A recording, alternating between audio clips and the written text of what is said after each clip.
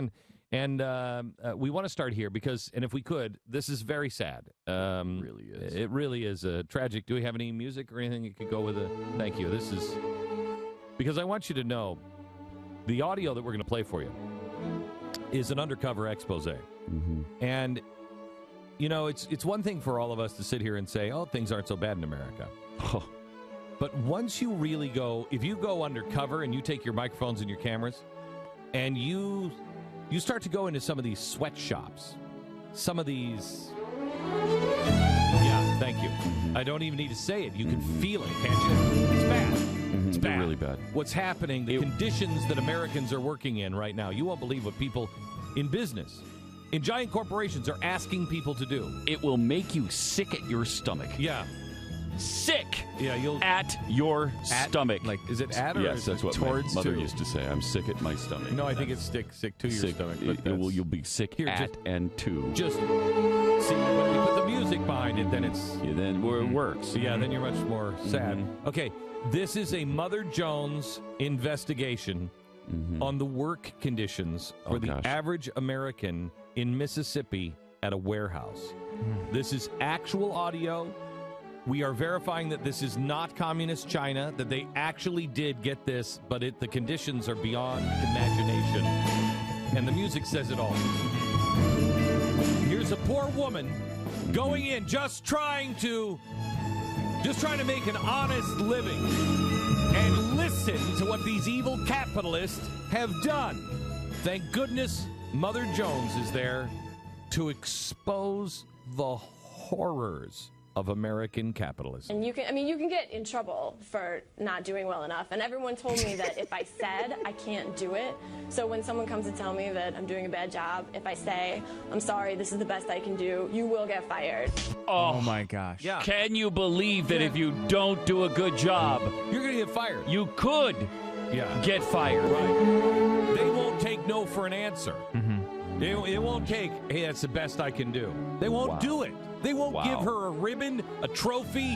They're not happy with just her participation. If you come in and you do a half-assed job, you won't get a raise. You won't get a raise. That is. I mean, I can't. I've never heard of such a thing. Okay, hold on. This is just the tip of the iceberg here. Oh yeah. Let's peel another layer off this onion. All right.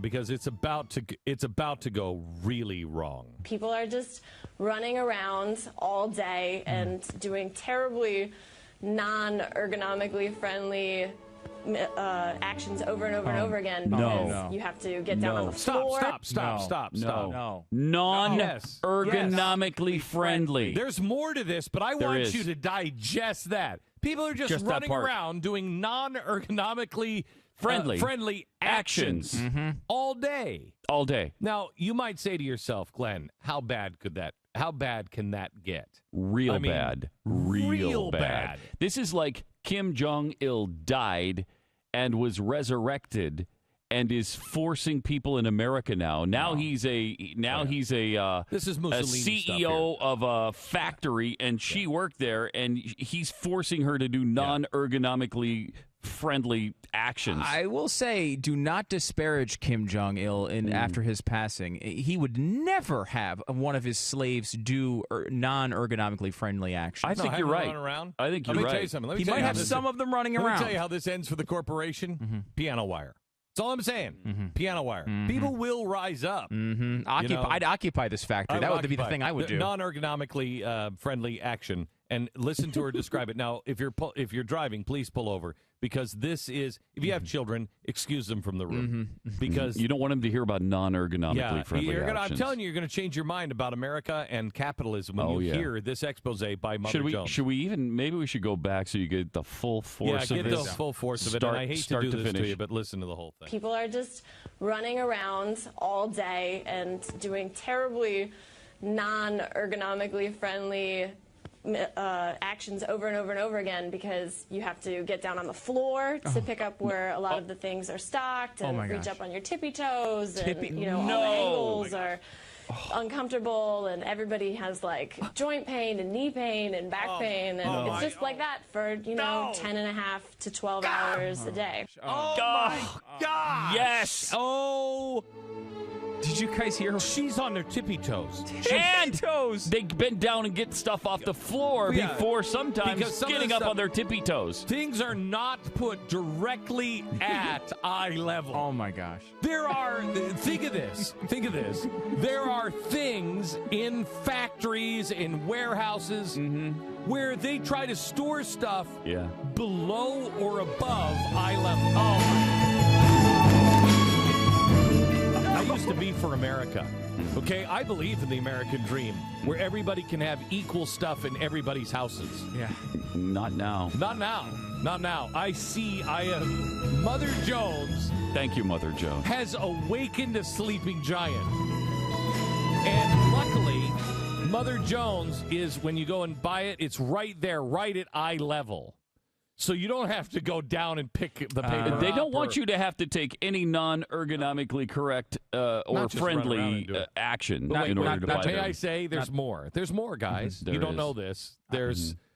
Yes. I don't mean to correct you, but Mother Jones is never at eye level on a magazine rack. It's always at the very back, at the very bottom, where magazines that people don't buy exist. No, please don't say that. Don't say that. Don't you know what that is? Don't You know what say that is? That's the capitalist hiding it. The man. That's the man keeping them down. You know why? They want you to have joint pain because you're trying to enjoy that brilliant magazine. Okay, so listen. You guys don't know this, and I know that we've played some of the stuff and we've talked about the joint pain and everything else. I couldn't do this to you yesterday when we first discovered this, but I want you to hear the rest of this sad tale. Please no. There is more. I don't know if I can do it. I want you to brace yourself. Right. Imagine you're in a place where they've already made you engage in ergonomically unfriendly actions. Okay.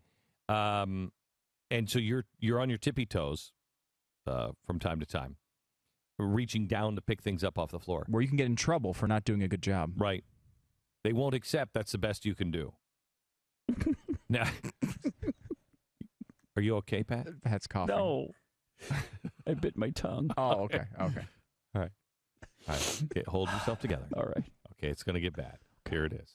And actually, it's funny you mentioned China, because I asked if I could go to the bathroom on one of my first days during one of my shifts, and my supervisor started laughing, and he was like, "This isn't China." But in fact, if I chose to go to the bathroom, that meant I would have to work twice as hard when I got back from the bathroom in order to make up for the time that I missed, because then I would be behind in my goals. So it is a really authoritarian and really awful, just like impersonal and horrible work experience. I just want you to know, you can compare this to China, but not Mao, who they hold up. Not Mao's China. China, strangely, without Mao's influence, because Mao wouldn't have done that to people. But may I say, there's more than just going to the bathroom. Okay? Listen to what this person is laboring for. Oh, no. Okay, here you go. I think that having a wage is great. It depends on which. Obviously, having a job is better than not having a job. But the thing about these jobs is that they will have to have somebody do them, but they don't have to do them so uncomfortably. So uncomfortably? Do you know what I mean? Okay, Pat, are you all right? No. No. It's too horrible to imagine. Uncomfortably doing their jobs for wages. Yeah. I can't. Oh, man. Wow. You know, It hurts. I have a real problem with when she goes to her manager and says, "Can I go to the bathroom?" He laughs at her because it's so insulting that she would even ask, because it's so obvious she can go whenever she wants. But she is expected to maintain her job performance. Yeah. And she has to come back and work. Despite spending, let's say 5 minutes in the bathroom, she's got to come back and make up for that. She said twice as hard, so she spent half the day in the bathroom. So 5 hours, just 5 hours in the bathroom. Just the 5, though. Right. If you're 5 hours in the bathroom and you have to come back and make up for the time you're just in the crapper for 5-6 hours a day, how does that? You okay, Pat? No. It hurts. I will say that I think I didn't mean to. Honestly, America, I didn't mean to throw this at you all at once. I hope people aren't driving because they're so blinded by tears right now. Can you imagine? Let's say you just lost a parent, and then I throw this loss of your innocence Wouldn't be able to on handle top of it. Would not be able to handle I can't look at America the same way anymore. I thought just a few minutes ago that we were living in a place where everything was at eye level. Your iPad? Oh. I can't take it. I have to say, everything's at eye level. Everything's ergonomically friendly. You wouldn't have to be on your tippy toes ever. You'd never be uncomfortable doing your job. You'd never be uncomfortable. You could go to the bathroom for as long as you wanted. You would never be fired if you couldn't do the job. Just a few minutes ago, I thought that's the world we lived in. And now, just a few minutes later, because of the brave men and women, and there's no difference between men and women. The people at Mother Jones, soldier on, girl, soldier on. Thank you. Glenn, perhaps the saddest point of this entire story was not in audio form. It was she couldn't even say it herself, but she put it in her written article, and it is so disturbing. I again encourage you to pull off to the side of the road. Oh boy. She says, quote, "The gal conducting our training reminded us again that we cannot miss any days in our first week." Wow. There are no exceptions to that policy. What happens if you don't? What happens if you get up and you're like, I don't feel like going to work? Right, exactly. Now, I will say that during the second week, that's fine. But during the first week, you cannot do that. You can't do that. During the second week, if you are tardy, you get 0.5. Listen, you're sure you're okay, Pat? I'm not. Okay. Sure, I'm not. If you're a minute late, you will receive, and think about this, 0.5 penalty points. Oh, no. Okay? Not 0.5. 0.5 penalty points. But do you get the ribbon for showing that you did show up? You get a trophy, right? Of course you get a trophy. Yes, you do get a trophy. It's not that harsh. But an hour's tardiness is worth 1 point. Okay. And an absence is worth 1.5 penalty points. If you get to 6, you will be fired. Oh, Meaning, you can only show up to work 11 times late. 11 times. 11 times, and then they put you in a fire? Bam. No, they will not put you in a fire. They will fire you from your job. It's almost the same thing. That's a new... Yeah, they will let you go from... Oh, my gosh, that's that Mao policy that he would do. He would he would not get a wage anymore. Well, Mao was fantastic. That didn't happen on my baseball team when I struck out every single time at bat.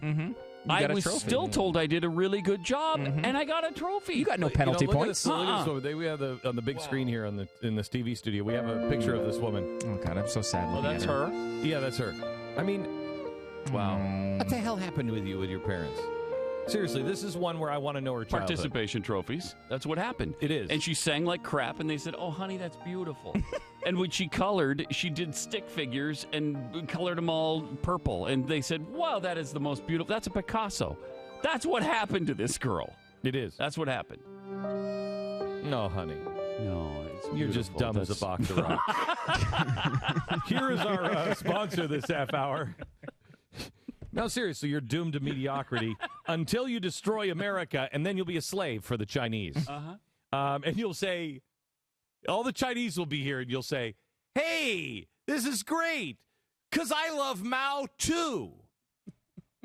You're going to be mighty popular with the workers.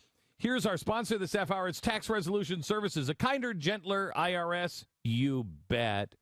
They're trying to make sure that they can help you because they know it's really, the economy is tough. You know what's amazing is the IRS says the economy is tough, but the IRS is run by Timothy Geithner, who says the economy is great. Isn't it weird? Anyway, the IRS is saying that they know the economy is tough, and that's why they're offering compromise.